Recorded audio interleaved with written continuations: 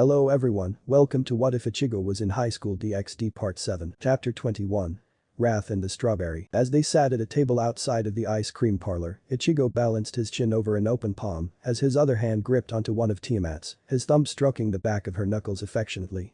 For her part, the Chaos Karma Dragon had her gaze utterly mesmerized on the chocolate ice cream cake set before her. Her one free hand deftly wielding a pink plastic spoon, cutting apart the frosting and the cold sugary goodness before depositing it in between her full lips. The sheer focus and attention she gave the cake was beyond amusing to Ichigo. Well over 20,000 years old and having witnessed forbidden and ancient secrets of the world firsthand, his Tiamat could be downright adorable at times. As the corner of his lips quirked, Tiamat's hand stopped and she looked up from her chocolatey prize with narrowed eyes. Whoops. She must have read his thoughts through their familiar bond, Ichigo realized. No matter the setting, Tiamat remained ever prideful and conscious of her image. Nevertheless, he gave a shrug and said, "You're damn cute when you zone out on chocolate." She scowled and a soft noise between a purr and growl escaped her lips. Ichigo merely smiled and raised their joined hands, laying a light kiss on her knuckles in response. The brief moment was enough to appease her, and Ichigo watched as she went back to methodically taking apart the cake. It was an interesting sight, she didn't tear into it like she would the carcass of some great beast she would have hunted. No, Tiamat took slow and measured cuts of the dessert with her utensil, taking an economical and steady approach. Every move meant to fully savor the sweetness before her. The art of confectionery baking was something that had greatly exploded in the last 100 or so years of human history. The advancement of technology and chemistry allowed for all sorts of new cooking techniques and ingredients that previously did not exist. As such, his Dragon King had found a whole new world of extraordinary flavors that she had never experienced in her ancient existence. And she fell upon them with great relish. I should probably introduce her to some cheesecake down the line. Those ocean blue eyes immediately jumped up to meet his, the cool chime of her mind touching his and drawing out the flavors from his memory. As the dark gleam of greed passed over her, Ichigo gave a small laugh. The best way to a dragon's heart is through its stomach after all. I'll have some baked for you when we return to Infernity, Ichigo said, his thumb once again continuing circular strokes over the back of her soft hand. She gave a soft hum of appreciation. "Tell me," she said in between mouthfuls, "why have you allowed the cat to live for so long? You know well it has been observing us for the span of a full lunar cycle." Ichigo gave a shrug. "Curiosity, mostly. Not many people have the balls to spy on us. And so blatantly at that too. Besides, it wasn't as if she was seeing things she wasn't supposed to anyways. Anything worth knowing is locked behind a fortress of magical palings. Our place back in Infernity is locked tight." Tiamat tilted her head slightly as she regarded him. "In this matter, I believe I have given enough quarter. My patience has run dry. I will kill her the next time that particular annoyance intrudes upon our domain." Ichigo gave a small chuckle. "I've already shared with you my memories. She knows I won't stop you." She gave a self-assured nod and returned her focus back to the cake. Several long minutes passed in content silence, and Ichigo's gaze turned towards the humans who walked in and out of the ice cream shop. He watched as a pair of young parents went into the store with a young girl in between them, holding each of their hands, and how her animated chatter filled her parents' faces with laughter. He saw an elderly gentleman sit quietly with a pair of young teenagers who went back and forth in conversation a few tables away. All three of them having paper cups of half-eaten ice cream slowly melting away. And then inside were the two lovers brushing up against each other as they shared one single cone and gave each other smiles and flirtatious words. Each and every single one of them smiling in joy at the simplicity of the moment. All of them forgetting the worries of their lives, leaving the tribulations of life just to enjoy something as straightforward as ice cream. And all of them living in blissful ignorance of the endless horrors of the supernatural and the many denizens therein of colossal power that once ruled over them in elder days. It wasn't perfect, not by a long shot, but it was peace. Though delicate it be. He turned back towards Tiamat, who was now on the very last slice of her chocolate ice cream cake. "This land," and she turned her fierce eyes away towards the bustling road and many pedestrians coming and going. "I can feel the eddies of my fellow primordials seethe within it. The remnants of her anger. Her hate. Her agony, her sense of betrayal." Ichigo's grip on Tiamat's hand tightened and his eyes took on a mournful light. If there's anyone who knows how hatred can twist someone into madness, it was Tiamat. A part of him wondered if all primordials fell so easily into the pitfalls of despair and rage. So many of them, after all, were slain by their progeny or descendants after they fell into insane grief. "Foolish sister," Tiamat muttered from before him, her gaze far off into the ebb and flow of the natural world. "What did you hope for by tormenting the souls of humanity? What folly possessed you to set yourself against the might of the scaled emperors?" Tiamat gave a sigh. "I can see it, little one, as clear as day. The liminal boundaries between the world of the living and the world of the dead are like leaves on mud in this place. If I wished, I could reach out and tear them asunder with little effort. Please don't, he said dryly. And though her expression did not change, Ichigo could feel a hint of annoyance coming from her. The whelp in the sky is right to exercise excessive caution, she continued, and Ichigo sent a glance towards the sun, an immortal war would shatter the barriers. Especially here, in your place of birth, where spiritual energies run unnaturally strong. Is that you're doing, beloved? Or the consequences of? As she trailed off, Ichigo looked at her and said, not too sure, honestly. Before I was born, my old man was already living here. And apparently so too was Ishida's dad. Not to mention hats and clogs, Yuruchi, Tessai and all the vizards. So, I'd like to think it isn't actually my fault. She gave a hum. Nonetheless, it is easy to pierce the veil of the dead from here. And I can sense it, the gradual march of time has done its work. The boundaries wane. Speaking of spiritual beings, he gave a side glace as his senses picked up a presence from far off behind him, looks like some company is heading our way. Ichigo kept his attention on Tiamat as the footsteps behind him became more and more audible. Meanwhile, Tiamat was completely focused on the remnants of her cake. From the corner of his eyes, he saw a man grab a chair from another table, bring it over to where he and Tiamat were, and promptly sit it down. The unwelcome addition to their date was a tall man. Even taller than Ichigo. With broad shoulders and long hair that fell past the nape of his neck and onto his shoulders. He put one arm behind the chair, leaned back and spread his legs wide. With a sharp smile and a calculative sheen in his eyes, he said, sorry to interrupt, but I was hoping I could borrow a moment of your time. Ichigo looked the man down and up. He wore a black leather jacket with white fur lining the collar with a simple white shirt underneath and a pendant shaped in an X-like cross. He sent a quick glance towards Tiamat. The Dragon King did not deign to take her attention away from her cake, so Ichigo turned back towards the intruder. The man had followed Ichigo's gaze and was now blatantly staring at his girlfriend with a slightly dazed look. Ichigo's brows furrowed ever so slightly. The only bad part of having a drop-dead supernaturally beautiful woman at his side was the sheer amount of attention she attracted. And Ichigo had learned a long time ago how possessive his devil nature made him. The light breeze passed over the area, gently lifting the edges of white hair in the wind, drawing even more attention to her from the humans in the area, as well as making the strange man at their table lean forward slightly. A small tick made its way to the corner of one eye. She was doing it on purpose, damn it. Don't make me melt your ice cream, he threatened through their mental bond. Her only response was a dark laugh that echoed through his mind. So, he said with a little force, causing the man to drag his eyes away from Tiamat, what can I do for you? The man blinked for a moment, but his eyes went clear and he ran hand over his slicked back hair. Ichigo was mildly impressed, not many humans could muster the will to break away from Tiamat's passive enchantment. Right, the tall man started slowly. Kurosaki Ichigo, yeah. Yeah, that's my name, he responded, still holding on to Tiamat's hand. Perfect, he said, still wearing a smile that could only be described as unsettling. My name is Ginjimko. And I was hoping you could help with some information I'm trying to gather. Ichigo leaned back into his chair.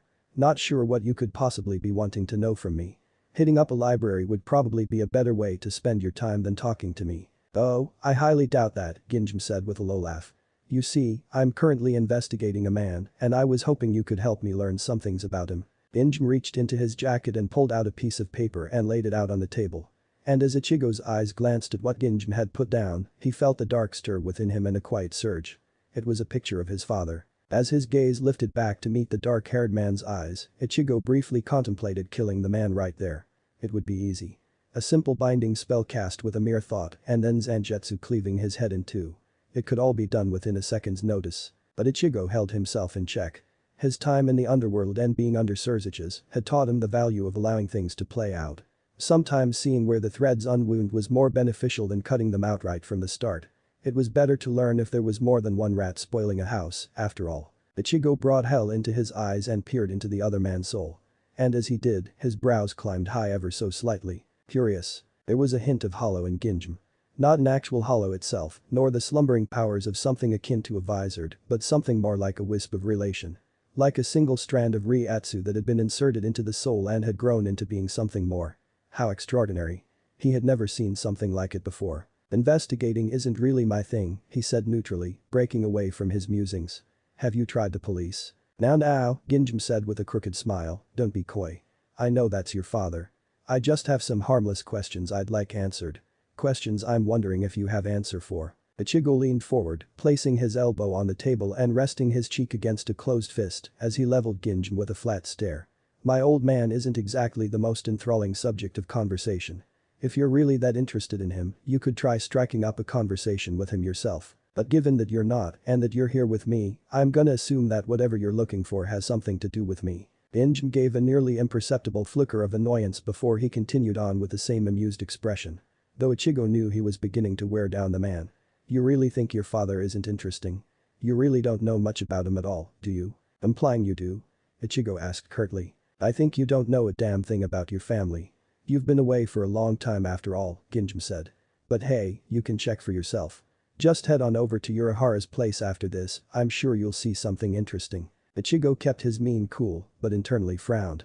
How was hats and clogs related to whatever this was? Outwardly he gave a lazy shrug.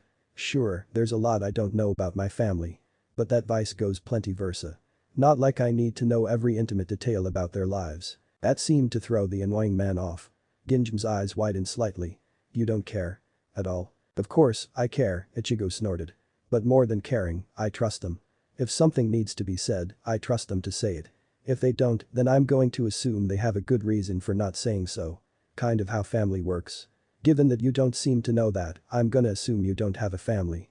Or yours just sucks." The smile slid off of Ginjin's face and he rolled his jaw. Ichigo noted a brief flash of anger cross his eyes. "Sorry," Ichigo said, though his tone suggested he was nothing of the sort, if anything he was outright amused. From their bond, he definitely felt Tiamat's own bemusement in their shared mindscape. "Didn't mean to touch a sore spot, if it is one. Look, let's cut the bullshit. You're playing an angle, and I ain't playing jack shit.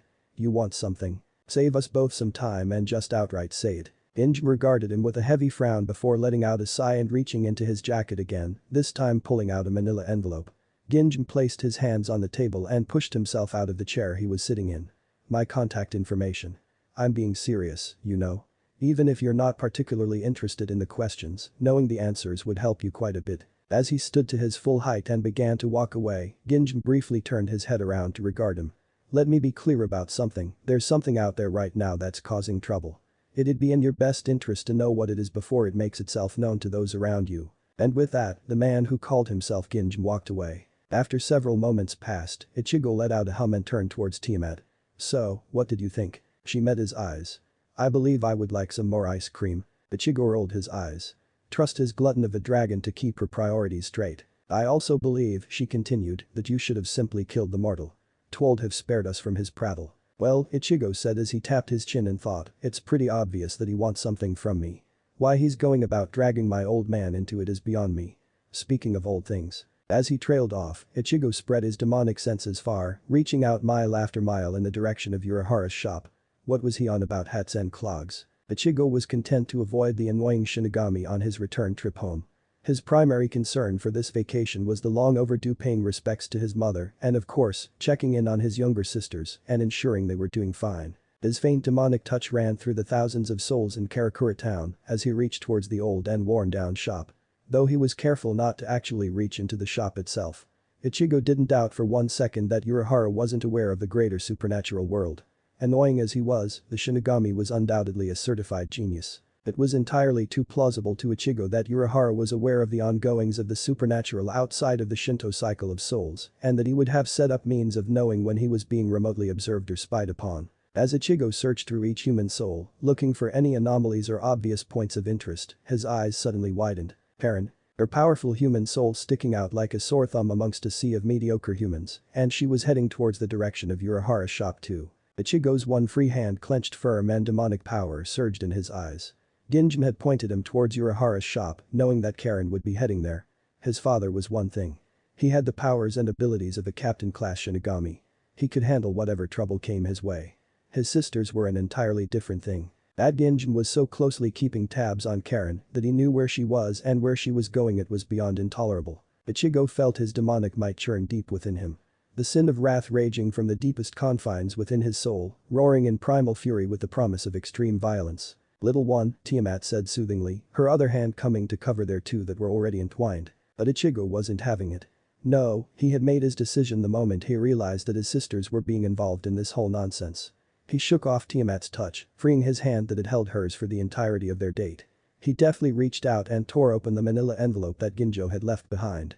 Out fell a single piece of paper and a plastic card. He picked up the card, it was completely black, save for a white magnetic strip and equally white lettering. Welcome to our execution. Damn straight, Ichigo growled, a faint trace of dark power rising from his shoulders. It'll be your fucking execution. Beloved, he felt Tiamat's hand on his shoulder, we are still in the mortal world. You will poison the humans with your presence if you continue to keep radiating power. He gave a brief glance before begrudgingly reining in the weight of his sin back into his soul. Though it was temporary affair, he told himself. Once he got his hands on Ginjin there wouldn't be any holding back. Ichigo nodded his head and looked towards her. Go back to the house and keep an eye on Yuzu. Karen should be safe at Urahara's. She inclined her head. As you wish, my master. As Tiamat rose to her full height, she leaned down and pressed a kiss to his lips. Your anger is understandable. Your nest is threatened. But be mindful not to tear it asunder by your own rage. My words from earlier ring true. The veil of the dead runs thin in this place. Keep your claws disciplined. I will, Ichigo assured her. Tiamat gave him a second kiss, leaving the flavor of chocolate and sea salt on his lips before fading out of reality in a faint ocean breeze. Ichigo picked up the piece of paper left by Ginjin, noting the number written down. He then muttered to himself as he brought out his phone. You asked for this, asshole. For Tiamat, the word vacation had been a novel discovery. Her little master had shown her how consumed the modern world was in the ever-shifting present. As such, they needed to consciously spend the effort to set aside time for leisure. It was a very odd concept, particularly for a dragon. For wormkind, leisure was a way of life. It was the norm. Toiling away in ceaseless endeavors was such an incredibly mortal thing, it made little sense to her to allow oneself to be consumed so utterly overly complex things. Dragons hunted. Dragons mated. And dragons fought. It was simple, it made sense. Nonetheless, she had gladly left the purple skies of the underworld for the shifting blue hues of the earth that had birthed her so many millennia ago. Though, she had an alternative motive in doing so. Outside of spending time with her love, of course. Ichigo. Ah, how wonderful her little master's memories were of his own mother. How deeply they resonated to her very primal core, the very essence of her immortal being. Such a profound and phenomenal maternal love for one's own child. And how fiercely her son had returned said love. It was one of the reasons she was so attracted to him, why she could so easily press herself against him despite his abhorrent nature. The utter paradox that he was. A creature of the first flame, filled with rage and hatred and fury. Yet what an intense and deep love anchored him to reason and sanity and even kindness. Especially kindness. Her beloved had an enormous capacity to love. He loved fiercely, he loved true and he loved few. It was a precious thing. And all of it stemmed from his mother's sacrifice. So, Tiamat had come to the mortal world. She stood vigil beside him in the Garden of Graves as he laid himself bare before his mother's tomb. Voicing truth to a lost soul, as well as himself. Finding himself in the moment, declaring heart-thought epiphanies of wanting to run headfast in his newfound immortal future while being unbound by grievances of the past. To move on and build a life anew. She had been so proud of him then. And so utterly in love. And, perhaps, a tad bit envious of a dead mother who so utterly was the subject of her child's heart. And then the self-assured busy-bodying aspect of the divine son pushed the ebb and flow of fate so that his mortal family came to be there as well. Though, perhaps not entirely mortal, Tiamat had gleaned much from the moment. A father that was a dead thing, parading about in false flesh and bone. He had accepted their words easily enough, but those eyes divulged a deeper wisdom than the facade of foolishness he aired for the sake of his daughters. The thoughts of the twin children, shadowed mirth played through her mind. She stood before the light-haired one even now. Her arms crossed and her gaze stern, while the child fiddled nervously before her. Suwani-chan is where again? Tiamat sent a disinterested glance through the living room of her beloved's childhood house. Though she hesitated to call it a house. It was small and cramped, lacking the wide space and openness she was well accustomed to. There was a matter he wished to attend to, she said plainly. A matter? The girl before her questioned apprehensively. Indeed. And with Karen being out and Dad also heading out it's just you and me in the house. The girl audibly gulped. Indeed, Tiamat repeated. The girl's feet fidgeted where she stood, one foot slightly lifted as her toes tapped the floor. You do not seem to like me very much. The child's eyes jumped up to meet hers. They were the same brown hue of her beloved, though much softer and so very, very human. Precious and innocent eyes. A good child, this one. Neither does your twin, from what I gather. No, the girl waved frantically in denial, it's not that we don't like you, it's… As the young girl struggled to find words, Tiamat forced down her amusement. Really now, all three of them are so endearingly entertaining. You need not explain yourself. If I recall correctly, you are Yuzu, yes? At the girl's nod, she continued. You emotions are quite understandable. They are. A brief moment passed and Tiamat allowed her features to soften and she touched upon the precepts of motherhood, sending soothing waves into the girl. You lost your mother far too early, Yuzu's eyes widened, but she kept speaking in smooth tones, heedless of the young girl's surprise. It is a terrible thing. And in his endless love for you, your brother did all he could to protect you. To guard you. To see you safe, secure and happy. Do not doubt he has lost any of that. It is as fierce now as it has ever been. But he is no child anymore. He has taken steps into a new world, and though those steps may put physical distance between you, his heart will never leave you. Yuzu blinked up at him, and Tiamat continued to allow her aura to affect her lover's younger sister. I just wish he'd come home more or at least call. Yuzu murmured quietly. I shall endeavor to remind him to do so more often, Tiamat offered softly. It is inevitable new people will come into his life, just as inevitable new ones will come into yours, but that does not mean you will lose him to them, nor will he lose you to yours. I know that, Yuzu said with more confidence. Ani-chan was always going to meet someone, just like I know Karen-chan will as well. And maybe me too. She noted the child's cheeks heat up as she trailed off towards the end. It's just well, you're terrifying. Tiamat blinked. Oh. Where had the sudden burst of valor come from? There's something about you. I'm not sure what, but normal people don't look like they don't make you feel like you're about to be eaten alive. You're like some supermodel of a hollow. The hollow? A slight curve came to her lips. Both of Yuzu's hands flew to her mouth and she muffled her words in panic. Oh no, oh no, oh no, oh no, oh no. Perhaps Tiamat began, but her words were cut off by the sound of a singular loud chime. Yuzu looked incredibly relieved and said, oh that's probably Dad, he forgets his keys all the time. The young girl went to move past her, however Tiamat reached out and gripped her upper arm firmly. Hey. The little girl struggled in her hold and let out an exclamation. What are you doing? Though Tiamat ignored her and sent her senses behind her and out the house. The presence outside the door was human, but there was the unmistakable taint of the hollow creatures that plagued this land. Though it was not an overpowering one, but more tamed, identical to the ant that had interrupted her outing with her beloved. Yuzu continued to pull against her grip. Let me go. Let me sleep. Tiamat forced the magic into the girl's mind and she immediately went limp in her hand, sliding to the floor in an unconscious bundle.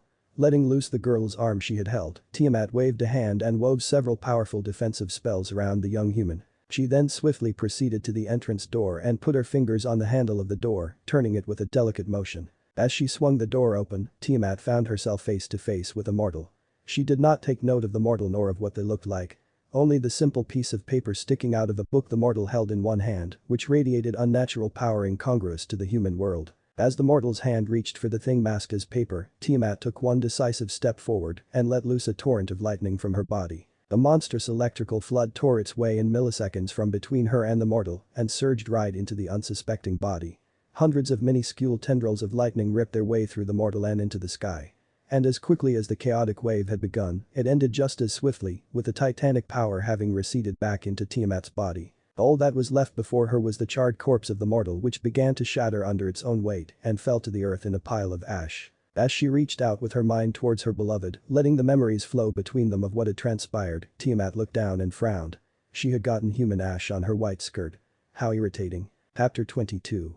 Wrath and the Strawberry Part 2. Ichigo stood high in the sky, his eyes burning with crimson malice, his demonic senses spread over the entire city and mapping out every soul within.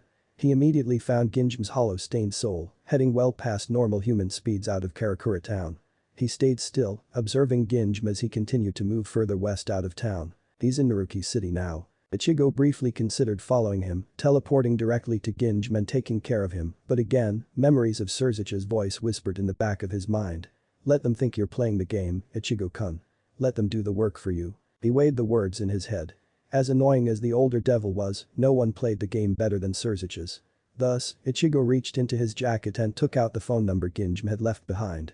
Taking out his phone, he dialed the number and put the phone to his ear. One ring. The second ring. Finally, a click. Hello, a smooth mechanical voice said through the phone, you have reached the concierge desk, welcome to Kyushin. Ichigo raised a single curious brow. This was oddly professional, something he'd seen too often in the endless bureaucracies of the underworld. Definitely not something he'd expect from someone with some sort of association with hollows. This number is currently not registered. If you are a new member, please state your name. Kurosaki Ichigo, he said plainly. Greetings, Kurosaki Ichigo-sama, we are well aware of you. Welcome to Kyushin. Yeah cool, Ichigo said in the same flat tone. I'm looking for Ginjam. In order to speak with Ginjam-sama, please hang up and please dial the same number followed by 00800 and then please hang up before the line starts ringing. What? Ichigo blinked in blatant confusion. After that, please call again with the same number and hang up as soon as the line stops ringing. After Ichigo took the phone away from his ear and just stared at it with bewilderment as the voice continued to drone on nonsensical directions. The fuck is this James Bond bullshit, he muttered to himself. Ichigo promptly hung up and blew out a frustrated sigh. As his annoyance mounted, his demonic power purred temptations in his ear. It would be so simple to just teleport overhead to wherever Ginjin was and rip a zero and leave a molten crater a mile wide, easily ridding him of this whole fiasco. But of course, he couldn't do that. Serafel would incessantly nag at him for the next few decades, his wife would probably beat him into the ground, and Amaterasu would probably drop a star onto whatever was left of him. Ichigo took a deep breath, circulating his demonic power in breathing techniques that Yusaka had taught him, allowing him to ease his power in slow and stable cycles and clearing his mind of the dark fog of rumbling anger. He stood there in the sky for a whole 10 minutes before he felt his temper recede back enough where his sin fell quiet. Though not quite silent. When he was satisfied, Ichigo dipped into his magic and stepped through the folds of reality, bending space as he moved and promptly appeared over the spot in Naruki City where he had last sensed Ginjin. He then turned his attention back to his phone and triggered the voice command and said in a firm voice, "Call Infernity Home Office." The screen of his phone immediately went to a call screen and within a single ring, the other side answered. "Good afternoon, my prince," a cool female voice said instantly. "How may I serve?" "Hey Meryl," Ichigo said in a friendly response. "Listen, I need a containment field and a possible cleanup crew at my current location." "Very good, my lord," she said with the same neutral inflection. "And may I ask for the set parameters?" Ichigo reached out with his senses. "Just to be safe, let's say a dozen. Set the barrier for Class 2 Ultimate, a duration of 2 hours. Though I doubt that's necessary. As you command, everything will be prepared within 10 minutes. Thanks Meryl, I appreciate it." Ichigo said as he kept his eyes on the door below. "I live to serve," and he could hear the servility and sincerity in her words. Some subspecies of devils were just supernaturally hardwired to obey stronger demonic powers to a fault. "Yeah, I know you do," he muttered dryly before continuing in a firmer tone, "have Ikit be on standby, just in case." "Wait, scratch that. Change that to Neil, I forgot I sent Ikit to keep the Wirgins and Decalfer in check." "Yes, of course my lord." "Will that be all?" Ichigo mulled it over for a moment. "If you could have an assortment of cheesecakes prepared. I should be back in a couple of days, provided everything goes smoothly." "Ah, the lady has made a new discovery." A hint of amusement broke the neutrality of the female devil's voice. "Something like that," Ichigo said with the same small measure of laughter. "Anyways, I'll be seeing you soon. Happy hunting, my lord." And with a sharp click, the line went dead. Ichigo pocketed his phone and descended down onto the street below, right before the building from where he could sense many similar souls to Ginjin, all stained with strands of a hollow's touch. As he took several steps forward and craned his neck up, looking at the rundown apartment buildings. Outwardly, it didn't look like much, though it was significantly better than the rundown and broken concrete floors of the Vizard's condemned hideout. How to get in? He could simply burst his way through and start swinging Zangetsu left and right, and at the thought, the bloodthirsty blade hummed in agreement from within the confines of his soul. However, Ichigo preferred to keep a low profile. He'd rather not draw immediate attention to himself, nor did he appreciate the idea of a long and drawn-out battle. He'd much rather any actual fighting be done swiftly and with as much discretion as possible. Don't fight, win. Ichigo shook his head of reminders of Surzich's lessons. As the seconds ticked by and Ichigo deliberated his approach, he sensed a soul move towards him from just a short way down the street. Well, ain't this a surprise? Ichigo turned his neck to see a frowning Ginjin casually walking towards him with his hands in the pockets of his leather jacket. Ichigo gave him an appraising look. "You're the one who said he wanted to talk." Ginjin raised an appreciative eyebrow. "Yeah, talk. Which is why I gave you a phone number to call. How did you manage to find this place anyways?" Ichigo gave a dismissive shrug. "I did call. But the whole back and forth was little too complicated for someone as simple and straightforward for me. As to how I found this place, well, it's not like you're the only one who knows how to do a little investigating." Injim's frown became more pronounced, but suddenly his lips curved up in a thin smile. "You're filled with surprises, aren't you, Kurosaki Ichigo?" "More than you can imagine," he responded with a drawl. Injim regarded him for a moment with the same unsettling expression. "So, here we are. What made you come and find me? And after you were so disinterested when we spoke not too long ago. So quick to change your mind there, Ichigo." Ichigo shrugged again. "Not really. But like you said, you have answers, and I suddenly find myself asking some questions. Well, that's good. Because I do have something I'd like to ask of you. You help me, and I'll help you. Follow me." And as Ginj moved past him, Ichigo followed a few paces behind as they made their way to the derelict apartments and walked into a rundown elevator. Ginjin pressed the button to the third floor and moved to lean against the walls. So then, Ichigo began, what exactly is it that you want from me? You really want to look into my dad? Ginjin gave a chuckle. No, like you cleverly deduced, the only reason I even brought up your family was to pique your curiosity. I have no interest in your family at all. Ichigo gave a deft nod. Well, that's good. I'm not the most reasonable person when people start poking their noses into my sister's lives. Regardless of the circumstances. He kept his eyes on Ginjin, but the man didn't seem to register his less than subtle threat. As the elevator doors opened up and they stepped out into an empty hallway, Ichigo looked down at both ends and frowned as he didn't see anything of interest. They took several more steps and stopped at an unremarkable and plain door, save for one security lock embedded in the concrete beside the handle. "Do you have the card I gave you?" Ginjin asked. Ichigo fingered it in the pocket of his jacket and nodded. Ginjin turned around and proceeded to press several keys on the lock, presumably some sort of security access code, before turning back around and saying, "Swipe your card." Ichigo took a step forward and ran the black card through the electronic lock. There was a second of silence before a series of beeps and an audible mechanical snap sent the door slightly ajar. Ginjin reached out and opened it full way, stepping through. Ichigo followed him, and as he stepped over the threshold, he was mildly impressed at what was essentially a very modern-looking luxury bar in a black and white color scheme. Closing the door behind him, Ichigo immediately took note of the three individuals within the large room.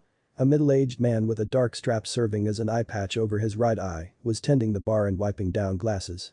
A dark-skinned attractive woman in a leather jacket and tight white pants sat at the far end of the room on a black leather sofa. And a younger man with a dark coat, Gatsby hat and ascot, sat on a solid white table, his legs dangling over and not reaching the floor. Ichigo allowed his demonic magic to invisibly snake its way around the room and, seeing how none of the other four occupants reacted, he became certain this place only had mortal-level security and no other forms of supernatural protection. "Pretty big in here," he remarked, taking all of their stares in stride.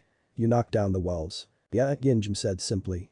"Some of our members have deep pockets so we could afford to renovate heavily on the inside." "So, I'm guessing there are more of you then?" Ichigo asked with a raised brow. Ginjin gave a nod and walked over to the bar, grabbing himself a freshly cleaned glass. "But before we get started on our business, I feel a bit of honesty is needed. On our objective." The one-eyed man poured Ginjin a drink from a crystal decanter and plopped a few pieces of ice into the glass. "Your objective?" "That's right," Ginjin said with a smile as he took a sip. "Our objective is to get you your Shinigami powers back." Both of Ichigo's eyebrows climbed high up. Well, he certainly wasn't expecting that. A part of him had assumed up until this point that these were humans who had stumbled upon his identity as a powerful devil and were trying to make a bargain or a contract with him. Ichigo stared deep into Ginjin's eyes. The man wasn't lying, there was no deceit in his human soul. But there was something there. Something that didn't quite make sense and obscured his ability to peer into a person's soul and glean their hidden sins. It was almost as if the light of Ginjin's soul had been bent somehow. Ichigo did not quite understand it. And it wasn't just him, it was the others as well. It was almost as if their existences had been altered. How curious. "That's," he began, unsure of the words he wanted to say, "rather generous of you. And unexpected. Very unexpected. What's the story there?" "I'll tell you," Ginjin said, taking another sip. "It's a nice and long story, so sit back and relax. We have a long day ahead of us." He motioned towards a set of sofas and a coffee table made of glass, but Ichigo didn't move and swept his eyes over the other members of Ginjin's little group. "By the way," Ichigo said, "you gonna introduce me to your friends? I'm assuming they all know who I am, so it only seems fair." Ginjin gave a low chuckle and started pointing them out. "True. The one sitting on the table is Yukio." The short blonde-haired one gave him a nod. "The one all the way in the back is Jackie." The woman gave him a smile and a small wave. "And the one at the bar is Juriko." "Pleasure to meet you," the bartender said. Ichigo responded with an affirmative nod. As Ichigo moved to the sofa opposite Ginjin, the man asked him, "Can we get you a drink? Or anything to eat?" "I wouldn't say no to Jack Daniels on the rocks," Ichigo said as he moved to have a seat. But as he did, he felt a magical paling rise up like iron around the area, no doubt cast by the demonic cleanup crew he had ordered. His eyes quickly tracked over all the others in the room, none of them seemed to notice. Whatever these people were, they weren't able to sense magic, which meant their powers were strictly spiritual in nature and thus directly tied to human souls like the rest of the Shinto afterlife. "Didn't take you for a hard liquor kind of guy," Ginjin said with an appraising look. "Are you even old enough to drink?" "I am," Ichigo said offhandedly, but slowly began leaking subtle traces of demonic power into the room. Again, none of them noticed. As Juriko came over and handed him a drink, Ichigo muttered a quiet thanks and took a sip. The alcohol had no effect whatsoever on his devil body. He could drink dozens of bottles, and the only result would be an exceptionally long piss on his part. Even then, he could just magically dispel his bladder waste away if he was really lazy about it. Still, the burn of the hard liquor felt nice on his throat. Ginjin set his glass down. So, from the beginnings, all of us in Kyushin are human. Ichigo turned his attention to him. But, as I'm sure you've figured out by now, we're not normal humans. We're humans born with innate special abilities. A special ability? Ichigo assumed sacred gears at first, but quickly dismissed the notion. Sacred gears would not explain the sliver of hollow taint all four of them had in their souls. It'd be faster to show you, Ginjin replied smoothly. He tapped the side of the glass, and suddenly, the amber liquid within rose out and floated its way to Ginjin's mouth and passed through his lips. The man swallowed and wiped the edge of his lips with his thumb. What I did there, Ginjin continued, was draw out the soul of the alcohol in the glass and make it help me drink it. That's our ability, to draw out the soul that resides in matter. Ichigo gave him a quizzical look. You don't get it? Alright, let me elaborate. Every single thing in this world has a soul, not just living beings. The size of a soul varies, but everything from a block of wood to the clouds in the sky have souls. Sometimes people can have an affinity with the soul of an inanimate object. A chef with his favorite knife, a painter with his favorite brush. They understand the soul, so they can unconsciously draw out the power of that soul with their own. We can do the same, but on a much more pronounced scale. By drawing out that latent power of a soul and boosting it with our own souls and even altering it, we can do things like solidify water or air, letting us walk on things other humans can't. We can change the elasticity of the floor to give us some extra bounce in our jumps. Or we can do cheap bar tricks like drinking without lifting a glass. Get it? He did. Though he disagreed with the assertion. Tiamat had explained to him, long ago, when magic and elder power still ran rampart and seeped into every stretch of the earth, it had given all of the world some form of collective will. Nothing like a true consciousness that could act with agency or thought, but a passive existence of countless moving parts. Some of those parts were grander than others, broader and better defined. Those eventually did crystallize consciousness. And they were the primordials. The very precepts that govern reality brought to life. And then their descendants who were also linked to the world embodied similar laws of nature, though some were more abstract than the greater precepts of the primordials. Eventually, those beings went on to call themselves deities, gods, immortals and whatever fanciful terms that helped them feel important in a fledgling mortal world. For the rest of the world that remained inert and lifeless, they retained that some minuscule memory of the ancient days. Tiamat had called it a du, a word of some prehistoric language that had no literal translation in modern human language.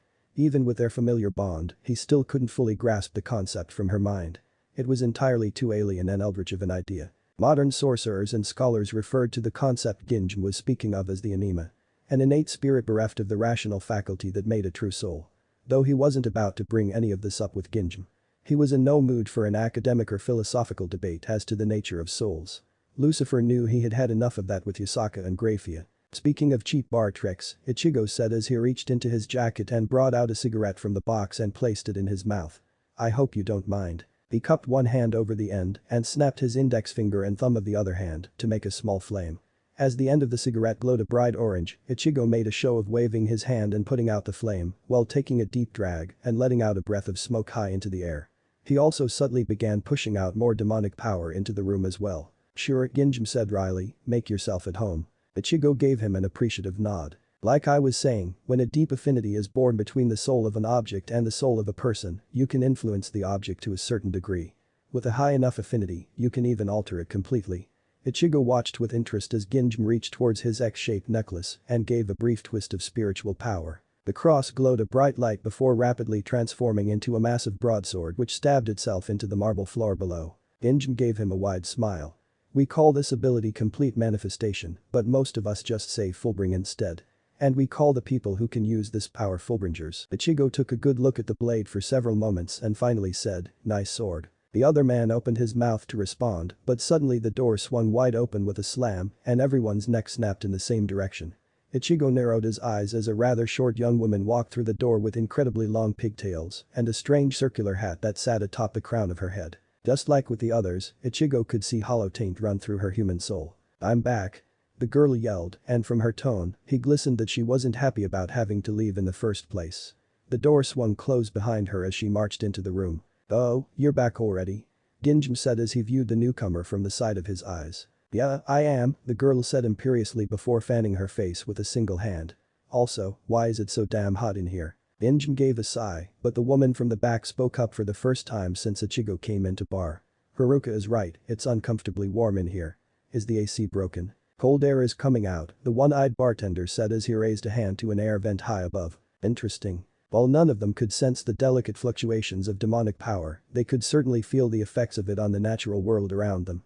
Although, if Ichigo really began pumping out his demonic power in spades, they'd definitely notice it immediately, as that kind of power was just impossible to hide. Not to mention, once he started approaching Satan-class power, his demonic presence would just vaporize them and reduce them to ash. Well, them and everything else around for a few dozen miles. Which, of course, would defeat the purpose of him doing this subtly in the first place. It probably just needs maintenance, Ginjin said dismissively before turning towards the pig-tailed girl. Did you bring him? The girl huffed in annoyance. No, he's out visiting family somewhere out of country or something. A flash of annoyance crossed Ginjim's face, and the girl leaned forward and squinted her eyes. Is that a sword, Ginjim? Put that damn thing away before you hurt somebody. And aside from being so damn hot, why is it also so damn dark in here too? Would it kill you all to turn up the lights? I like the dimly lit ambience, Ginjim sighed. Look, just go put on your glasses or something. No. The red-haired girl's nose scrunched in annoyance. They cover my whole face, and don't even get me started on eye contacts. They dry up so quick and make my eyes so itchy. Ginjin pinched the bridge of his nose and let out a sigh. Ichigo returned his attention to him and said, so who's this? What? Oh, that's Takugaman Raruka. You can just ignore her for now. Who are you talking to, Ginjin? Is there someone over there with you? Haruka looked in his direction. Ichigo decided the girl must be legally blind if she couldn't see him sitting so clearly across the room, regardless of how dim the light was. Ginjin grabbed both of their glasses and got up from his seat on the leather sofa and walked over to the bar. Could you refill Ichigo's and my drink, please? Sure, the bartender nodded. Wait, Ichigo? As in Kurosaki Ichigo. The girl stared at him hard with narrowed eyes. Is that him? Why didn't anyone tell me? Gah. Why is it so damn dark I can see anything? Hey. Come over here for a sec. Now, Ginjin said as he draped an arm across her shoulders and began steering her away. Why don't you sit with Jackie while I finish explaining everything to our new friend? Why? Ginjin, stop. However, he continued to ignore her, and Ichigo watched as the man unceremoniously pushed the young woman down to the far-end sofa on the other side of the room. Ginjin then went back to the bar, picked up their drinks, and came to sit down across from him. Now, where were we? He asked as he swiveled his drink in his glass. Soul and swords, I believe, Ichigo said as he eyed the large broadsword embedded in the floor. He then took a hard sip of his alcohol and then another puff from his cigarette. Right, Ginjin said with a lazy drawl. However, before he could go on, the bartender interrupted. If you could kindly put your sword away, Ginjin. And please remember to pay for the repairs for the floor as well. Yeah, Ginjin said with an eye roll and tapped the large sword, instantly causing it to transfigure back into the pendant around his neck. Now, like I was saying, to get to the work. Ginjin covered his mouth as he suddenly began coughing. Ichigo raised a single eyebrow while keeping his face cool. You alright there? Yeah, Ginjin said as he messaged his throat. Just something caught in my throat. Ichigo took another drag from his cigarette and Ginjin took a sip of his drink. To get to the point, Ginjin said with a slightly gruffer voice, every single one of us had parents who were attacked by hollows. Ichigo blinked in surprise. All of them? Interesting. Small traces of a hollow's power remained in our mothers' bodies when they were pregnant with us. Naturally, mothers share everything with their children in the womb, so the presence of the hollows that attacked them was also passed along. Ichigo swept his gaze through the room. So, all of you? Yup, Ginjin nodded. We're all born of mothers who were attacked by hollows, and we all have the presence of hollows within us. That's where you come in, Ichigo. Me? He asked with confusion. You know what it feels like to have a hollow inside of you? Or at least, you used to. Ginjin nodded towards his chest, where his Anjetsu thrummed inside with amusement. But Ichigo inwardly wondered how Ginjin even knew about his hollow powers.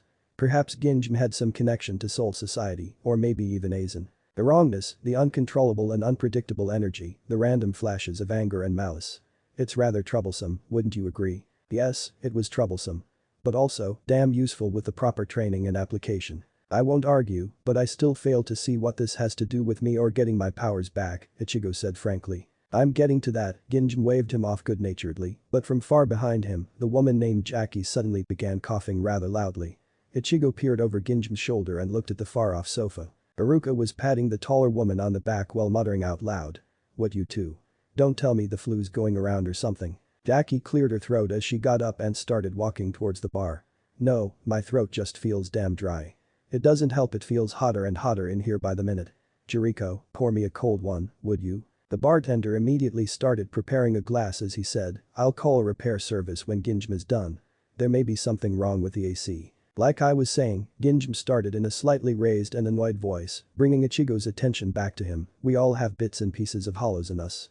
To be frank, we want to get rid of all that. We want to be normal humans again without the burden of some evil lingering in our souls. And over the years, we've learned something. That someone who is the opposite of us, that is to say, someone who is Shinigami and human, as opposed to hollow and human, can take our powers. Ichigo's eyes fell onto the table before him. He put the cigarette in his mouth and reached out to his glass, tracing the rim with a single finger. Blowing out a breath of smoke, he said, and how did you learn that? Ginjam's lips absolutely curved. Well, let's just say you're not the first human to have Shinigami powers. Ichigo regarded him silently for a moment. I see. Yeah, Ginjam nodded, but then started coughing again. Damn it. But yeah, people like us, Fullbringers, some of us gave that person their powers and went back to living normal human lives. So that's what you want? Ichigo stared into Ginjam's eyes. You want to get back my powers so you can surrender yours to me? That's the gist of it. Ginjam said, clearing his throat again. So, do you get it now, Ichigo? Ginjam leaned back into the sofa.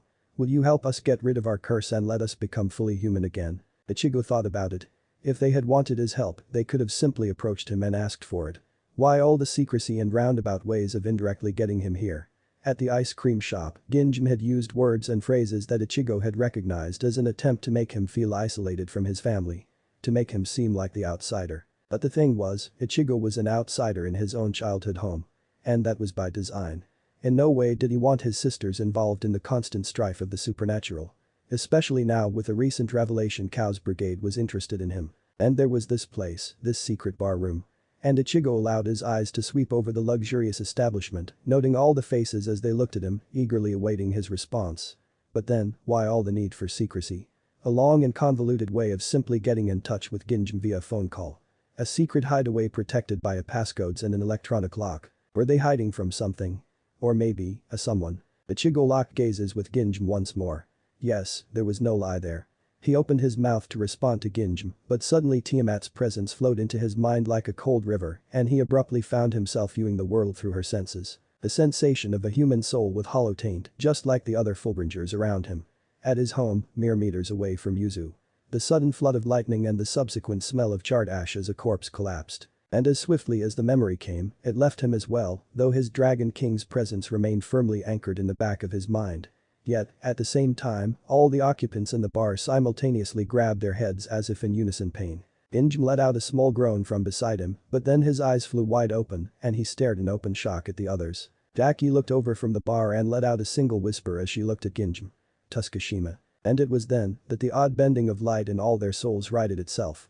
And the occlusion that he couldn't make sense of vanished over their souls. Ah, there it is. His devil eyes danced in delight. The confusion, the fear, the anxiety and the greed and desire for power. How curious, and all the Fullbringers' gazes slowly fell in his direction as he stood up. How very curious.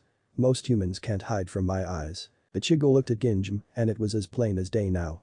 The contempt and anger within the man, a strong sense of betrayal and the burning desire for more power in the pursuit of revenge. Well, Ichigo said in amusement as his demonic power rolled off of him. You're nowhere near the altruistic let me be human again bullshit you painted yourself as, are you Ginjam? Ginjam backed away from him swiftly and turned his necklace into a sword again, pointing the great blade at him. You bastard, you never lost your powers, did you? Ichigo felt several waves of spiritual energy as the Fullbringers all activated their powers and took battle-ready stances. He shrugged. I did, and then I got new ones. Ginjam gritted his teeth. You son of a bitch, you feel like a damn hollow. No, it's worse. You feel like a fucking Minos. What did you do to your soul? Now that's a long story and I'm not really in the mood to share. Still, thanks for all the information. The whole Fullbringer thing has been enlightening. I'll be sure to keep an eye out in the future for more of you. Ginjam moved to say something, but suddenly his whole body spasmed as he was wrecked with a series of violent coughs and fell to one knee. Ichigo frowned. Oh yeah, the coughing and it being uncomfortably hot in the room is my fault. I've been pumping devil magic into the air since I basically got here. Demonic miasma. Colorless, odorless and generally can't be felt unless it starts to swirl thick, in which case it takes on the properties of the magic of the devil it comes from. Of course, when it does become dense enough, it becomes very obvious, even to the mortal eye. But in my case, that level of demonic density would outright incinerate you. One by one, each of the Fullbringers fell to their hands and knees and began coughing severely, some even hacking up globs of blood onto the floor. Each and every breath has been drenched with my miasma, Ichigo said coldly as he began taking steps towards Ginjam. Filling your lungs, your blood and even touching your hollow tainted souls with my magic. As he approached the heaving Ginjam, Ichigo kicked the broadsword away, sending it flying until it buried itself into a faraway wall. Ginjam glared up at him, eyes filled with venom. You son of a herc. Ichigo stomped on the man's head, pressing firmly against the cold floor. You know, had you just come to me directly, I'd have been satisfied with just kicking your collective asses and then letting you go. But no. You bring up my dad. You talk about my family. And worse, some random guy with the same hollow taint as the rest of you shit shows up at my house where my little sister is. And as soon as he dies, the rest of you aren't so nice and accommodating as before. I suppose he's the Tsuki whatever guy Jackie mentioned. Your name is Jackie, right? The woman was sprawled on the floor gasping for air and writhing in pain as his magic ripped through her. As she was unable to respond to his question, Ichigo merely shrugged. I'll kill you. I'll kill. Ginjam's words slurred until he finally passed out, his lungs no longer able to hand the poisonous air tainted with devil magic. Yeah, good luck with that asshole, Ichigo said as he brought his foot up, filled it with demonic power, and sent it stomping back down onto Ginjam's head, shattering his skull and sending blood, bone and brains all over Ichigo's shoe. Ichigo didn't even blink as he moved onto where the short blonde-haired young man had fallen onto the floor from where he had been sitting on the table. His Gatsby hat lying several paces away, having rolled off of his head. Ichigo gave a flick of his wrist and summoned Zangetsu. He stabbed the tip of the sword down into the back of the downed young man's neck, severing the spinal cord and instantly killing him. As he walked past the bar, Ichigo gave a lazy flick of Zangetsu without even looking, and the one-eyed bartender's head went flying from his shoulders. Finally, he came to stand before the two women. Jackie was silently convulsing on the floor, her eyes having rolled into the back of her head. Ichigo made a twisting motion with his free hand and telekinetically snapped her neck. As his eyes fell on Ruruka, he noted she was shivering and coughing, but since she had come into the meeting later, she wasn't as exposed to his demonic miasma as much as the others had been. Thus, she had managed to retain consciousness. Her gaze was filled with fear and quivered with terror, tears gathered in the corners of her eyes and threatened to spill over. Though from fear of the pain of his magic tearing its way through her small body, he wasn't sure. Please, she begged through a hoarse cough. Please, I'm sorry I didn't. Ichigo didn't let her finish and said solemnly, yeah, I'm sorry too. Then Zangetsu burned its way through her heart. As he looked through the barroom flooded and tainted with his vile magic, Ichigo silently took out his phone and hit the last number he called. He didn't even say a greeting and began speaking as soon as he heard the other side answer. Send in the cleanup team, he said grimly. And have Neil continue to be on standby. Ichigo then noted his shoe and the lower leg of one side of his jeans covered in gore. Also, bring a new pair of sneakers and a pair of jeans. About 40 minutes later Ichigo was standing outside of this Kyushin apartment that had been thoroughly cleansed of corpses and demonic power by devil servants from his territory in Infernity. As he felt the paling full and each of the devils returned back to the underworld, he turned around and was ready to head home and end this long and very cumbersome Sunday. And as if the universe conspired to not allow him to do just that, his phone blared loud with his ringtone. Fuck me sideways, Ichigo muttered as he took it out. The screen read unknown number, but just on a hunch, Ichigo answered it anyways. Hello? Ah, Kurosaki-kun. How wonderful it is to hear your voice again. It's been so long. Ichigo let out a long-suffering groan and pinched the bridge of his nose. Oh no, not you. Why Kurosaki-kun? The voice on the other end of the call said in what could only be described as overly exaggerated emotion. If I didn't know any better, I would say you're upset to hear from me. But that can't be true. Not after everything we've been through together. Ichigo let out another sigh. What do you want, hats and clogs? Urahara's annoying laugh rang clear in Ichigo's ear. Nothing at all. Just a friendly invitation to have dinner at my humble shop. We haven't seen each other in so long. I'm sure there's so much we have to talk about. So much to catch up on. No. Eh? I said no. Look, it's been a long day for me. A wanted criminal Nico representing a worldwide supernatural terrorist organization, inviting him to said organization and soliciting him to father her children. Dealing with Tiamat's jealousy. Then his sisters and their sudden newfound interest in his sex life. Dealing with Tiamat's obsession with chocolate. Some random asshole trying to drive a wedge between him and his family. The same random asshole and his little cult of friends who had hollow-stained souls. Killing them all and then cleaning up the killings. By far this has been the worst Sunday of any vacation he'd been on. He didn't need Urahara's madness on top of it all. I appreciate the offer, but I just want to go home and crash on my bed. Kurosaki-kun and Lucifer help him, but he could practically hear the pout on Uraharu's lips. You are breaking my heart. Would you deny an old man the chance to speak to his favorite student? Bite me, Ichigo said dryly. But look, how about I drop by tomorrow for lunch, if that's alright with you? Ichigo heard a sharp snap and he immediately recognized that the eccentric shop owner must have been holding his signature paper fan. Most wonderful. I will set up a feast for the ages. You will never want to leave again, Kurosaki-kun. Somehow I doubt it, he responded dryly. See you tomorrow, hats and clogs. Ichigo promptly hung up and ran a tired hand through his hair before letting out a slow breath of exasperation. Worst vacation ever. And he faded away through the folds of space. Chapter 23. Moving parts. The rain pelted him hard across his back as Ichigo wrapped his arms tight around Tiamat's waist and he pressed their bodies closer. Her legs were like an iron vice around his hips as her fingers gripped and pulled at his hair. Ichigo bit the hollow of her throat as he trailed kisses across her soft and impossibly smooth skin. Tiamat bounced up and down as their groins slammed together and he went deeper and deeper into her core with each thrust. All the while the sky around them churned in violent winds and peals of thunder. Beloved. She moaned loud as his thrusting grew stronger and faster, his demonic power further enhancing the physical capabilities of his already supernatural body. With each stroke deep into his cherished dragon being strong enough to shatter stone. Ichigo traced the nails of one hand up her spine and through her heavy and soaked hair all the way to the base of her skull and pulled her close, pressing her face to his shoulder as he laid kisses over her jaw and to her ear. You're so beautiful, he whispered through the storm. I love you so much. Tiamat's walls clenched even tighter around his manhood in response to his words and he felt her nails sharpen and scrape across his iron skin back. She was like fire, his Tiamat was like fire around him, so hot and consuming. Ichigo pulled her hair, tilting her head back as she gave a sharp gasp and he ran his tongue over her skin. Just a bit more, he whispered. I can feel you. You're so hot inside. You're so close, beautiful. As his rhythmic plunging grew fiercer, Ichigo couldn't tell which was louder anymore, the ripping of thunder around them or the savage ramming of their hips, sending shockwaves through the vicious sky. Tiamat's folds gripped him tighter and tighter by the second, her climax approaching fast, and Ichigo's instincts responded in kind as he became stiffer and harder inside her, ready to spill at any second. Beloved, beloved, she chanted in small gasps for air. And then, as the both of them were on the verge of release, Tiamat reached out with one hand and summoned a colossal pillar of lightning to slam onto top of their heads, flooding their bodies with electricity and sending their nervous systems into complete overdrive. Their pleasure exploded 1,000-fold, intensified by the thunderous megacharge. Ichigo's eyes burst with demonic fire as he grunted and spilled himself deep into her primeval womb, the devil within him demanding her to be bred. And Tiamat crushed herself to him as she threw her head back and let loose a mighty draconic roar that deafened the storm around them. As they both silently rode their climax to micro ones, Ichigo caught her lips and mashed them together, pushing his tongue fiercely into her mouth. As they broke apart in unneeded breaths of air, Ichigo rubbed one hand up and down her back soothingly, while his other dropped down to cup her perfect ass, groping the softness. Tiamat peppered his face with light kisses and ran both of her hands through his hair tenderly. Taking a deep breath and inhaling her salty sea scent, Ichigo summoned his magic and twisted them through the fabric of space, and they both reappeared above his bed, slowly floating down until they gently touched the covers. Another wave of magic instantly dried them. Though Tiamat still lay panting beneath him in arms, and he was still rock hard deep inside of her.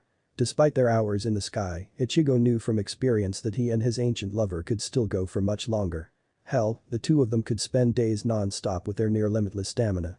But the dawn was close to breaking and Ichigo had plans for the rest of the day. With much practiced dexterity, as she often kept her arms and legs caged around him post-coitus, Ichigo managed to maneuver both himself and Tiamat under the covers, with her long wild hair sprayed across his pillow. He locked gazes with her, those serpentine ocean blue eyes afire with passion and affection, and he cupped her face with one hand and ran his thumb across her cheek. She closed her eyes in a silent sigh and nuzzled his hand, pressing a firm kiss to the center of his palm. Ichigo lowered himself and placed a gentle kiss over her brow before gingerly flipping them over so that he was on bottom and she was laying across him. He placed another soft kiss to the crown of her head and murmured, I love you. And I love you, little one. And with that, Ichigo willed his eyes close, if only for a few scant hours. Ani-chan. See you later, Ichi-nai. Ichigo waved at his sisters as they walked out the door and set off for school. Breakfast had been the same as every meal, with Yuzu piling up his plate with too much food, his father hidden behind a newspaper, and Karen occasionally making a remark about the upcoming World Cup and the qualifiers. And of course, Yuzu's continued and not so well hidden irritation of Tiamat skipping out on eating with his family. After their night-long love-making, Tiamat had knocked out and was still asleep. Even after all this time with her, it was still baffling to him that anyone could sleep so much. Lazy-ass dragon. The girls are gone, eh? Ichigo turned to look at his father who came down the stairs, dressed in a suit and tie with his physician's coat hung over one arm. Yeah, they just left, Ichigo responded. His father nodded as he adjusted his tie. Was considering keeping them home, what with how awful the storm was raging all night. Glad it cleared up though. Honestly, the weather has been miserable lately. Like someone broke open the sky or something. Ichigo rubbed the back of his head sheepishly. Yeah, really weird weather for this time of year. His father then gave him a speculative glance. What about you then?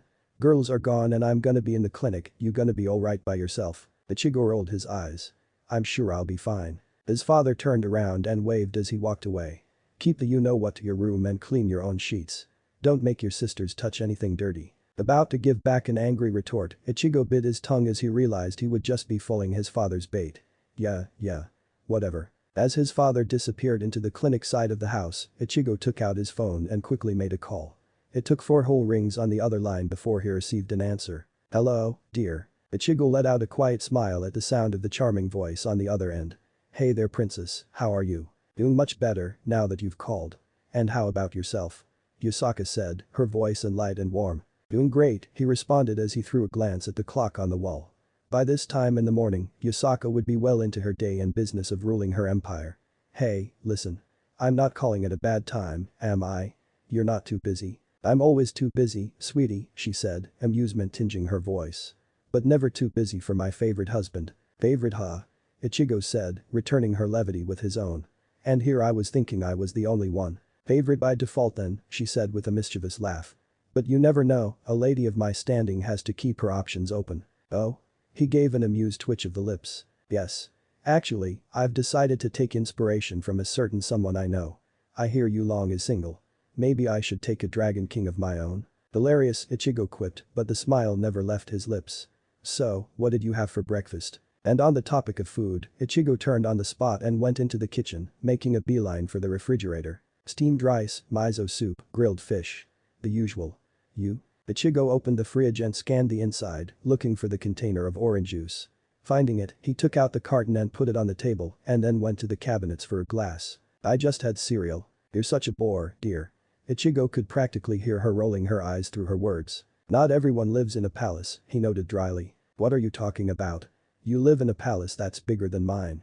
Absolutely tasteless, but it's a palace nonetheless. Ichigo took a glass and filled it halfway with orange juice and then put the carton back in the fridge before sitting down at the dining table. Not at a palace right now, princess. Just your average Japanese household. Oh, that's right, brief surprise colored her voice, I forgot you were in the human world. How is your family? He downed the glass of orange juice in one smooth go. They're doing fine, some minor inconveniences came up though. Ever heard of people called Fullbringers? No, not all. Something I should know. Ichigo let out a thoughtful hum. I think so, yeah. I'll text you the details later. Okay. There was a brief pause and Ichigo could hear the shuffling of paper on the other side. Yusaka must have been at her desk going over various policies and reports for the day. How's Kunu doing? He asked, moving the conversation along to a more pertinent topic as he didn't want to disturb her for much longer. He knew she would be consumed by work within the coming minutes. Troublesome as ever, she sighed. She made her painting instructor chase her through the gardens for a good 20 minutes. Ichigo was about to open his mouth to say that Yusaka should probably lighten Kunu's academic load, but honestly speaking, Yusaka knew far more about parenting than he did. She's a smart kid, she picks up things really quick. Oh, I know, Yusaka said exasperatedly. Which is why I've been so lenient with her. Her results are exemplary. She just needs to grow out of her wild phase. Ichigo smiled to himself and rinsed his glass in the sink before putting it on the drying rack. How much longer are you in the human world? She suddenly asked. Ichigo mentally counted in his head. 4 more days, counting today, before I need to get back to Infernity. Any chance you could? She trailed off. Yeah, Ichigo said as he dried his hands on a towel and went to go stare out the window, taking note of all the neighbors going about and starting their day. I plan on leaving on Thursday, making a quick dip back to the underworld, and then spending Friday and the weekend with you and Kunu. Oh, perfect. And Ichigo couldn't help but smile softly at Yusaka's apparent joy. Due to their respective schedules, he usually spent his weekends in Kyoto, but because of his impromptu vacation to visit his family, it had been well over a week since he'd seen his own wife. Anyways, I'm sure we both have a very busy day ahead of us. I'll call you soon. Sure, talk to you soon. Aye, princess. Love you. Love you too, mwah. And her making a kissing sound was the last thing he heard before the line went dead. Ichigo ran a hand through his hair as he put his phone back in his pocket. Given that the next time he'd see her would mark them being more than 2 weeks apart, Ichigo felt quite guilty. He resolved to buy both her and Kunu apology gifts, as well as take both of them out to dinner. The issue was, what do you buy an empress? Maybe I can get her some eclipse moth silk. Eclipse moths were unique creatures of the underworld that lived in very specific areas of the underworld.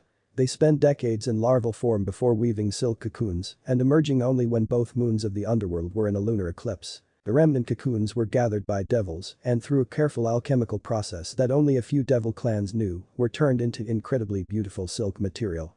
Eclipse moth silk was valued not only for its beauty, but also for its incredible durability and high magical affinity. The properties of the silk were also further enhanced, depending on how complete the lunar eclipse was, with a perfect eclipse yielding cocoons that would produce silk that could be worth a small fortune on their own. I could probably negotiate for some of the higher quality stuff.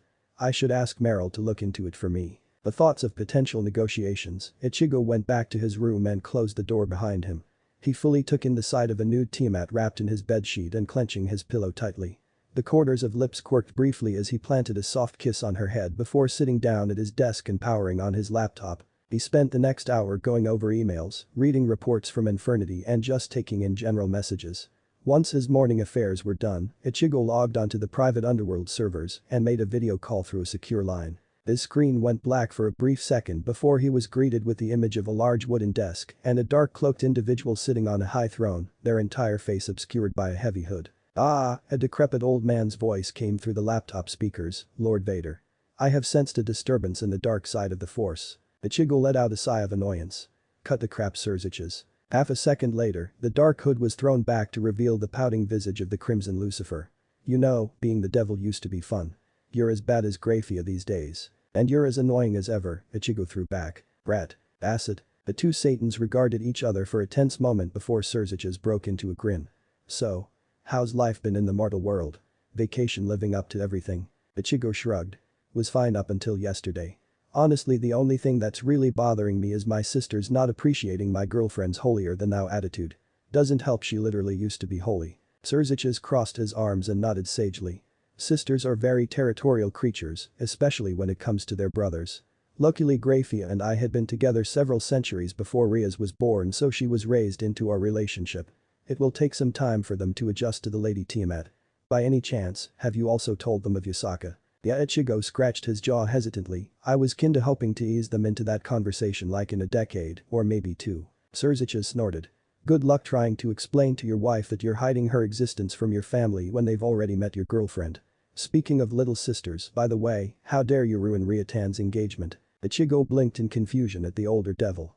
"The fuck are you talking about? I wasn't even there." Sirziches slammed both of his palms on his desk. "Exactly. I had everything planned out perfectly. I had Sarah script lines and arrange paid actors to sell the whole thing. And then you ruin everything by not showing up." "Fuck you, you asshole," Ichigo said hotly. "I don't want shit to do with your family drama. Solve your own crap." Sirziches wildly ruffled his own hair in frustration. "Gah, I wish I could.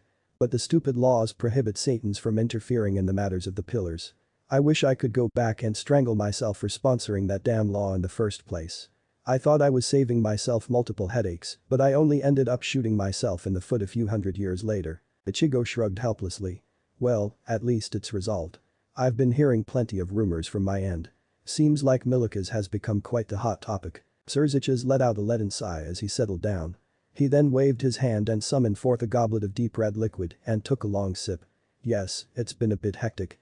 Dear Mum was livid over the whole ordeal, but we could only hide Milikas from the public eye for another 2 or 3 years at best. At least this way he'll be more prepared." Riaz has also started taking things a bit more seriously on her end. She wrote me a long letter a few days ago asking for list of tomes and grimoires to research. "That's good," Ichigo said as he shifted in his chair. "Grafia told me she actually did pretty well for her first rating game." "Grafia was being overly generous," Sirziches said with a shake of his head. "I've told you before, Ichigo, don't fight." "Win," Ichigo finished for him. Sirziches let out an affirmative nod. "We've spoiled her, honestly. But what other choice does an older brother have? A sister smiling in bliss is so much more preferable than her being grim and accustomed to war. But enough about me, how are things on your end?" Ichigo ran a hand through his hair. There were some flies buzzing around. "Human ones. Ever heard of Fullbringers? Can't say that I have. Apparently, they're humans whose parents were attacked by hollows and had parts of a hollow's Ryukyu left behind in them, Ichigo supplied. At Surzich's curious expression, he went on. The hollow taint passes on to a child and melds with the child's soul in the womb. They grow up to be rather adept at manipulating the physical anima. How curious, Surzich said with raised eyebrows. I'll be sure to let Ajuka know to send in a team to gather data so that we can update the archives. Discreetly, of course. Discreetly, Ichigo agreed. He doubted Amaterasu would appreciate even more devils roaming about Japan than there already were. What did they want from you? Ichigo folded his arms with a frown. At the time, they said they wanted me to get my Shinigami powers back. Because then they could give their hollow human hybrid powers to the opposite person of a Shinigami human hybrid and free themselves of the hollow taint. To be normal humans. I couldn't sense any deceit from them, but their souls there was something obscured from my sight. And then. Surzich's prodded. Ichigo's frown became more pronounced. And then one of them showed up to my house, where Yuzu was, while I was talking to the rest of them somewhere else. Luckily, I had sent Tiamat to watch over her. She killed that one immediately. And as soon as he died, whatever obscured my sight was lifted from their souls. I'm assuming some sort of power that allowed him to alter or obscure their identities somehow. But as soon as I could see who they really were, the lie became obvious. And I may have lost my temper and proceeded to kill them all. Surzich's gave him a meaningful stare before starting slowly, in your shoes, I would have done the same. When it comes to family, it is better to be safe than sorry. Yeah, Ichigo said softly. Though he was thankful for Surzich's words. It had been bothering him that he had lost his temper and so nonchalantly killed humans. But what was done was done. He could only take this as a lesson for the future and learn to focus more on reining in his impressive anger. A moment of silence passed and Ichigo threw a short glance over his shoulder to where Tiamat still lay in a quiet slumber. And yet, Surzich's voice dragged his gaze back to the laptop screen. I sense there is something more to your call than these humans and their previously unheard of powers. Ichigo nodded, his expression becoming more serious. Yeah, I had a visit from a representative of Chaos Brigade. She threw me a recruitment pitch. But instead, you captured her and sent her to the underworld for interrogation, Surzich's supplied with a carefully raised brow. She also offered me a lifetime of sex. And then you captured her and sent her to the underworld for interrogation. No, I let her go. Surzich's rubbed his eyes tiredly. Ichigo, you're married to the empress of a species infamous for their sexual prowess in bed and you have the literal embodiment of sexuality not 5 feet behind you. How in my bleeding name did you fall for such an obvious honeypot trap? 1. I didn't sleep with her, Ichigo said dryly. 2. It was the SS Stray Kuroka. Surzich's blinked. Ah. I had saved her younger sister from execution due to her killing her master. Sadly, a victim of the nobility's abuse. I remember that fiasco all too well. I see.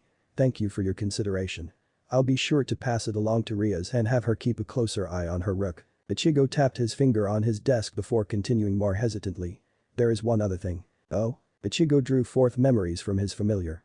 Tiamat has been, well, peering into the eddies of fate for the Earth. She's not sure where but she can confirm that office is on the planet. Surzich's froze silent for a second but then let out a loud curse. Fuck. Yeah. Surzich's ran both of his hands through his long red hair, his emerald eyes briefly flashing red in demonic power. I had hoped Chaos Brigade was just some deranged cult worshipping that old thing, but if it's actually planet-side, damn it. I'll tell the others and we'll definitely need to have a meeting. Too many things are happening at once and they're moving too fast. We'll need to mobilize the whole empire if that's what we're fighting, which means we'll need to call a session of the pillars as well. Not to mention reaching out allies and enemies alike. Damn it all. How much longer will you be on Earth? Ichigo paused in though, taking everything into consideration. I should be back in 4 days, but I just promised Yusaka I'd spend the weekend with her. That's fine, Surzich's waved dismissively. That's just enough time to get things moving on our end. Speaking of old things, Ichigo said, turning the topic of their conversation, I heard a rumor that old Gremory is walking and talking. Surzich's face immediately soured. Don't remind me. I was expecting it to sleep for another 10 or 20 years. Apparently a certain someone making waves in hell woke it up from its sweet dreams. Hey, don't blame me for doing my job, Ichigo said in irritation before continuing in a more neutral tone. I know you've put the killing your own family days behind you, but have you considered putting down your own ancestor? The Crimson Lucifer let out an unceremonious snort. Oh please. If it was that easy, I'd have killed it off centuries ago. Sadly, the original pillars have deeply embedded themselves into the underworld, weaving strong magical roots. It took the cataclysmic violence of the Great War to kill off half of them. We can ill afford something like that to happen again. No, leave Gremory to Father and I. It has made up its mind to take on Zekrom. Hopefully those two old monsters can batter each other into oblivion. Hopefully, Ichigo said in mirrored sentiment. Though he doubted it. He had read up enough on the original pillars to know that the demons who made their pact with Lucifer were all beyond conniving. Not to mention they were more than willing to commit the vilest of atrocities for simple amusement. He didn't even want to consider how far things like that would go the sake of survival. From behind him, Ichigo heard Tiamat stir from beneath the bed covers. Throwing her a quick glance, Ichigo blocked her rousing nude form from Surzich's side and said, "Well, that's it for now. I'll contact you later if anything else comes up." "Before you go, Ichigo," Surzicha said quickly as he folded his hands together, "there are reports of the church moving. Something happened, something big. We don't know exactly for sure, but we know something was stolen from the Vatican. Keep an ear on the ground for me while you're on Earth, eh?" "Sure," Ichigo said. "See you in a few days." As the red-haired devil gave a small wave, Ichigo hit a key on his computer and the live feed of Surzich's instantly cut off. As Ichigo turned his chair around, he beheld Tiamat sitting upright and at full attention, the bed sheets having slid off her shoulders and leaving her upper body bare, and her wild white hair all falling to one side as she observed him with her head titled to the side. Those mesmerizing blue eyes of her were focused and sharp.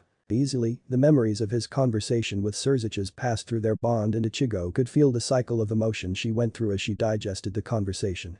A deep purr-like growl escaped the back of her throat and Ichigo chuckled and he wheeled his chair to the edge of the bed with his feet. He held out his arms and Tiamat crawled on all fours like a cat.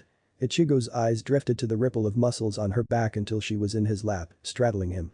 Her jaws opened wide as she let out a yawn and Ichigo smiled as he brushed her hair back, putting a kiss to the smooth skin of her shoulder. Tiamat leaned in close, hooking his chin under shoulder and pressing her cheek to his, nuzzling him fiercely. Ichigo let out a small laugh. Even after a full night of savage lovemaking, Tiamat still felt the need to mark him with her scent. He supposed he was just lucky and that dragons weren't like other animals and felt the need to mark with their urine. His dragon froze and Ichigo immediately recognized that she had read that particular thought. Pain shot up through his shoulder and neck as her fangs sunk hard into his skin. He grimaced briefly, but at the same time he let out a low laugh. I'm sorry. But you can't hold my own thoughts against me.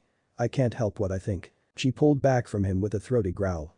"I am no base animal, little one. You say right after you bite me." She sent a hard glare at him and Ichigo was forced to hold down his laughter as he muttered apologies.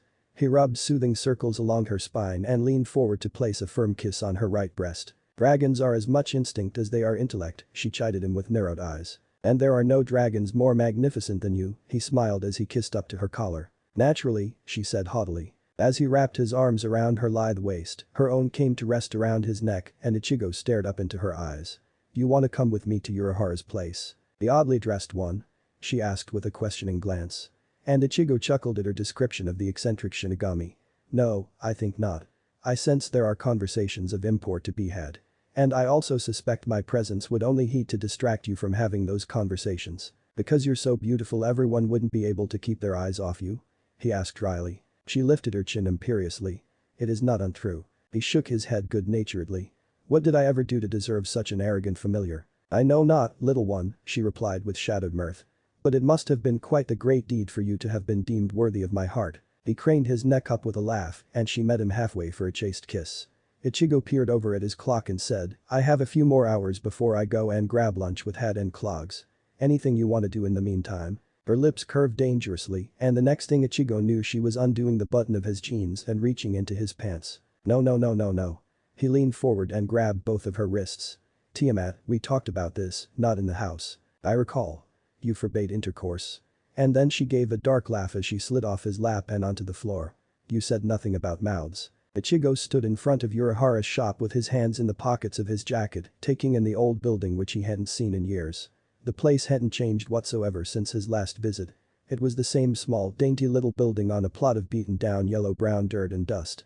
The old van was parked in between the crook of Urahara's shop and the building next door. All in all, nothing had changed. And knowing Urahara, the shop was probably identical to whenever the former Shinigami captain had first established it several decades prior. At least the exterior of it. Ichigo took one hand out of his pocket and reached out to the shop's door. Sliding it open, he dusted off his shoes before entering. "Welcome, dear customer.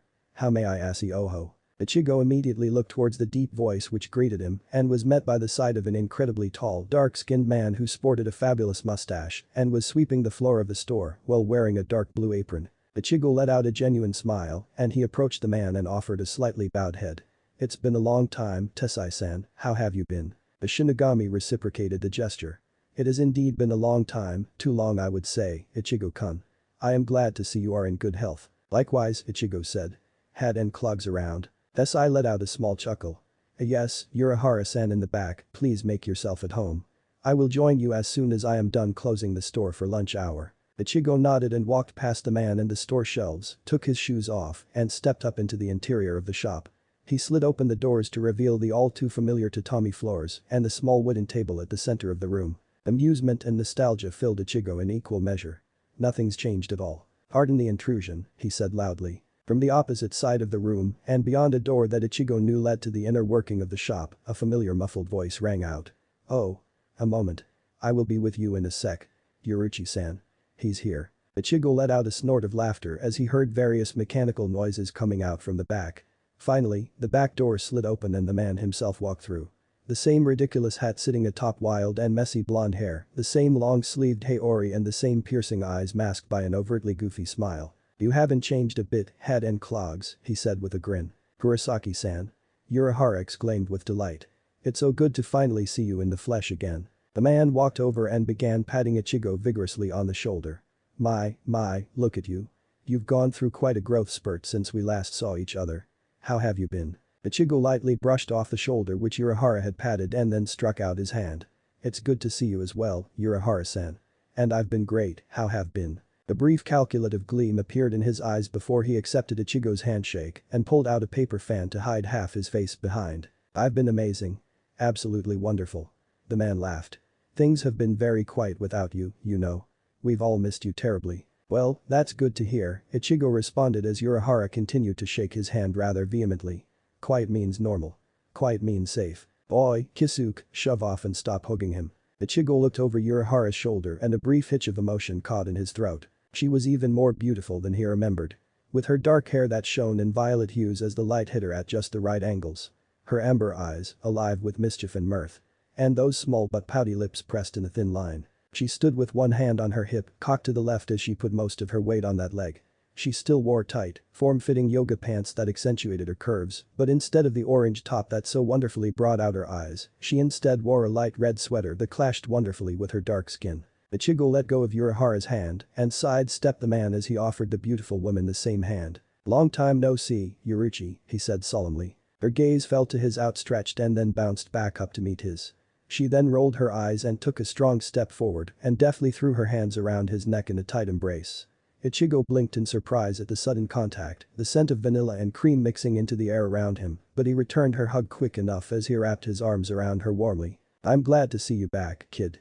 Her voice was soft but retained her usual sharp inflection. I'm glad to see you too, Yoruchi, Ichigo said quietly. As she pulled away from him and he dropped his arms from her back, Yoruchi's hands fell to the side of his shoulders and she regarded him up and down. She cocked her head to the side and Ichigo watched as her eyes danced over him, taking in his full form until her sight finally fell back onto his face. Her eyes fell half-lidded and her lips curved in a roguish smile. Well, she said, tapping her fist against his jaw in a mock punch. Look who grew up to be a total knockout. I bet all the girls are going wild for you on campus. Ichigo snorted. Hardly. I'm barely on campus these days. I've switched over to online classes entirely. Is that so? She asked suggestively. Rumor around town is you brought home some foreign beauty. Decided to lock yourself up in your dorm with your pretty little girlfriend. Playing all sort of bedroom games with her all night long. Even if I was, Ichigo said with a huff, I wouldn't be telling your perverted cat ass about it. Oh, she gave an exaggerated pout. Little Ichigo is all grown up. Doesn't have time for his poor pussy on the side. He rolled his eyes in exasperation, but in honesty, his mind was rolling with fond memories. He has missed her and their banter. Now, Urahara said from the side, his eyes shining with laughter. We have plenty of time to catch up later. Why don't you take him inside and show Kurosaki-san all the renovations I made while I go bring our scrumptious feast to the dining room. Scrumptious feast my perfect ass, Yoruchi said scathingly as she sent Urahara a glare. She then returned her gaze to him and continued in the same acerbic tone. He ordered pizza. Ladies and gentlemen, Urahara Kisuke, the cheapest soul in the universe. Yoruchi-san. Urahara protested with a frown. That is totally unfair. I ordered 2 extra large. One with spicy chicken topping and the other with black olives. That is not cheap at all. Whatever, she said with a shake of her head and Ichigo felt her hand on his elbow as she pulled him away. Come on, Ichigo. Let me give you the grand tour of Kisuke's latest insanity. However, at that moment, Tessai came through the front door and said, "Ah, Urahara-san, another guest has arrived." Another guest? Ichigo pondered who else was around that had Clogs would invite to his shop. As far as he knew, his old friends were all still in college on their respective campuses. Was it one of the Shinigami? Was it? "Oi, Kisuke," a very familiar voice, said loudly from behind Tessai. "What's so important that you had me come halfway across town on my lunch break?" Ichigo was left baffled as the fifth person entered the small room. Dad? His father's head swiveled around and stared at him in blatant shock. Ichigo. They stood staring at each other in silence for a brief second before simultaneously asking, "What the hell are you doing here?" "Urahara-san invited me for lunch, said he wanted to catch up." Ichigo supplied immediately afterwards. His father glared at the eccentric shop owner as he also answered Ichigo in turn. "Kisuke had said something about an important thing that came up and he needed to see me as soon as possible." For his part, the mad scientist laughed jovially from behind his paper fan. "Ah, apologies. I had totally forgotten I had invited your son over at the same time. Well, it's no big deal. The more the merrier, as they say." "Yeah, fucking right, you forgot," Ichigo muttered. His father sighed. "What asinine game are you playing now, Kisuke?" Urahara merely continued to laugh. "Well, never mind Kisuke," Yuruchi said from beside him. She then hooked one arm through his and began to drag him away. "Let's go." Not sure in what reality pizza is considered a feast, but at least he spent some money. "Let's eat before it gets cold." "You tuition. You and Ichigo can beat the crap out of Kisuke later, but I'm hungry now." "Hey." Urahara yelled from behind them. And as his one-time teacher led him away, Ichigo wondered just what in the hell he had gotten himself into this time. Let me know in the comments below if you guys want the next part. Also check out my other video that has been shown and left. Thank you for watching. If you enjoyed this video please like and share this video. And have a fantastic day. Bye.